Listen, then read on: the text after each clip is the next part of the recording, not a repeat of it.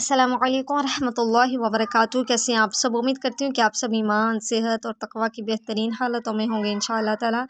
अल्लाह पाक आपको हमेशा अच्छे हालों में रखे और आपकी तरफ बढ़ने वाले हर शर को खैर में बदल दे, आमीन। बिस्मिल्लाहिर्रहमानिर्रहीम। नेक्स्ट स्टोरी स्टार्ट करेंगे इंशाअल्लाह आज हम। कौम समूद की तबाही, किस्सा सैयदना सालेह अलैहिस्सलाम। सर जावेद क्लास में दाखिल हुए तो क्लास में एकदम खामोशी छा गई। उन्होंने हाथ में एक तस्वीर उठा रखी थी। सब तलबा की निगाहें जावेद साहब के हाथ में पकड़ी हुई तस्वीर का ताक़ुब करने लगी। नुमान से ना रहा गया, वो बोला, सर ये तस्वीर कैसी है? बहुत अच्छी है, जावेद साहब ने मुस्कुराकर जवाब दिया। नुमान चुप सा हो गया और बोला, नहीं सर, मेरा मतलब ये किसकी तस्वीर है? ये तस्वीर मैं आप ही को दिखाने के लिए लाया हूँ, जावेद साहिब ने कहा और फिर आगे बढ़कर वो तस्वीर वाइट बोर्ड पर लटका दी। अब आप लोग बताइए ये कहाँ की तस्वीर है? जावेद साहिब ने अपनी क्लास के बच्चों पर एक नज़र दौड़ाते हुए सवाल किया। सर तस्वीर तो किसी पहाड़ी इलाके की है, लेकिन घरों की बात समझ में नहीं आ रही, उस्मान ने कहा। ऐसे पहाड़ तो हमारे कागान सवात में होते हैं, नईम ने तस्वीर पर नज़र गाड़ते हुए कहा। नहीं नहीं, ये तो बलूचिस्तान के पहाड़ी इलाके की तस्वीर है, तनवीर ने तेज़ी से नफ़ी में सर हिलाकर कहा। बिल्कुल गलत, आज़ाद कश्मीर में भी ऐसे पहाड़ है, नईम ने अपनी मालूमात का इजहार किया। तुम लोग बिल्कुल गलत रुख पर जा रहे हो, जावेद साहिब मुस्कुराए। तुम लोगों ने शायद उस्मान की बात पर गौर नहीं किया, तस्वीर तो वाकई पहाड़ी इलाके की है, लेकिन असल गौर करने वाली चीज़ इन पहाड़ों के अंदर बने हुए मकानात हैं। सर पहाड़ों के अंदर भी कोई मकान बनाता है क्या? ये नुक्ता नवीद ने उठाया था। यह तस्वीर तुम्हारे सवाल ही का तो जवाब है, सर आप ही बताइए तस्वीर कहाँ की है? उस्मान ने कहा।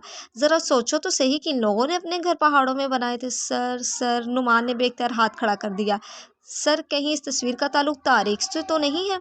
बिल्कुल दुरुस्त समझा तुमने नुमान, जावेद साहिब ने कहा। तो फिर यह तस्वीर हमारे इलाके की नहीं हो सकती, नुमान ने पुरजोश अंदाज में कहा। ठीक कहा तुमने सर, अब मुझे याद आ गया, नुमान बोला। मैंने अपनी बाजी से एक ऐसी कौम की कहानी सुनी थी जो पहाड़ों को तराश कर मकानात तामीर किया करती थी। कहीं ये उन्हीं के घरों की तस्वीर तो नहीं है? शाबाश नुमान, तुमने बिल्कुल ठीक पहचाना, जावेद साहिब ने नुमान की जहानत की तारीफ़ करते हुए कहा। ये वाकई उसी कौम के मकानात की तस्वीर है। इतनी सदियां गुजरने के बाद भी ये मकानात सही हालत में मौजूद हैं, जबकि इन मकानों को बनाने वाले और इनमें बसने वाले अल्लाह के अजाब की जद में आकर तबाह बर्बाद हो चुके। ये मजबूत मकान भी इन्हीं अल्लाह के अजाब से ना बचा सके। सर ये कौन सी कौम थी? उस्मान ने सवाल किया।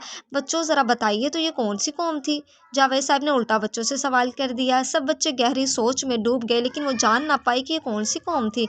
बिलाखिर नवीद बोला, सर प्लीज़ आप ही बता दीजिए ना, हमें इस बारे में बिल्कुल मालूमात नहीं है। ये कौम समूद थी। सैयदना नूह के एक पोते का नाम समूद था। समूद का ख़ानदान हजाज और तबूक के दरमियान हिजस नामी मुकाम पर आबाद हो गया, जिसे मदाइने सालेह भी कहा जाता है। सर, जावेद ने बताया। सर आपने क्या फरमाया? तबूक, ये नाम तो जाना पहचाना लगता है। हाँ भाई, नबी सल्लल्लाहु अलैहि वसल्लम अपने सहाबा के साथ गज़वा तबूक के लिए गए थे। ये बहुत तकलीफ़दा सफ़र था। सैयदना अबू बकर सदीक रज़ी अल्लाह ताला अन्हो तो इस मौके पर घर का सारा ही सामान उठा लाए थे। जी हाँ बिल्कुल, अब याद आया, तो कौम समूद तबूक और हजाज के दरमियान वाक़िया हिजज़ नामी बस्ती में रहती थी। बिल्कुल, हजाज के बारे में तो आप लोग जानते ही हैं। मदीना मुनव्वरा में भी मदीना मुनव्वरा भी इसमें शामिल है। वो लोग वहाँ आबाद थे। ये लोग जिस्मानी लिहाज से बहुत ताकतवर थे, मजबूत इमारतें बनाते थे, पहाड़ों को तराश तराश कर इनमें घर बनाते थे। अल्लाह ताला ने जिस्मानी ताकत के साथ साथ इन्हें सरसब्ज़ ज़मीन भी दी थी, पैदावार खूब होती थी, फलदार और सायादार दरख्त ही दरख्त हर तरफ नज़र आते थे, जानवर कसरत से दूध देते, खाना पीना बेहिसाब था। उन्होंने कभी भूख का नाम तक नहीं सुना था। ताकतवर इतने थे कि पहाड़ों को तराश कर रहने के लिए मकानात बना लेते थे। फिर ये कबीला इस कदर ताकतवर हो गया कि दूसरे लोग इनसे डरने लगे, कबाइल इनसे खौफ खाने लगे। अल्लाह ताला ने इन्हें हर तरह की नेमतें अता की, लेकिन उन्होंने क्या किया? अल्लाह की दी हुई नेमतों को बुतों की अता करदा नेमतें ख्याल करने लगे, यानी शिर्क में मुब्तला हो गए, दुनिया में खो गए, अल्लाह की हराम करदा चीज़ों को हलाल समझने लगे। अपना वक्त जो है वो खेल तमाशों नाच गानों में बसर करने लगे। उन्होंने अल्लाह की नाशुक्री की, बुतों की पूजा, इनको नफ़ा नुकसान का मालिक समझने लगे। बच्चों, अल्लाह का कानून है, जब इसके बंदे इसे छोड़ कर دوسرے کی عبادت میں لگ جائیں، زمین میں فساد مچانے لگیں تو ان پر عذاب نازل ہوتا ہے، اور آخرت میں بھی انہیں سخت ترین عذاب اللہ دے گا۔ لیکن عذاب اس وقت تک نہیں بھیجتا جب تک کہ ان کی طرف کوئی نبی یا رسول نہ بھیج دے جو انہیں اللہ کی ہدایت کی طرف بلائے، بھلائی کا راستہ دے۔ اللہ تعالیٰ فرماتا ہے اور ہم اس وقت تک عذاب نہیں دیتے جب تک کہ ہم ان میں رسول نہ بھیج دیں۔ چنانچہ اللہ تعالیٰ نے انہی میں سے سیدنا صالح علیہ السلام کو نبوت عطا فرمائی۔ نبوت ملنے سے پہلے بھی سیدنا صالح بہت نیک تھے، سچائی اور امانت کے اعتبار سے مشہور تھے۔ انہوں نے بتوں کی کبھی بھی عبادت نہیں کی تھی۔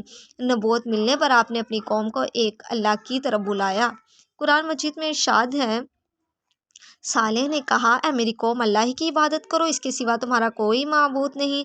اسی نے تم کو زمین سے پیدا کیا اور اس میں آباد کیا، اس سے مغفرت مانگو، اس کے آگے توبہ کرو، بے شک میرا رب نزدیک بھی ہے اور دعا کا قبول کرنے والا بھی ہے۔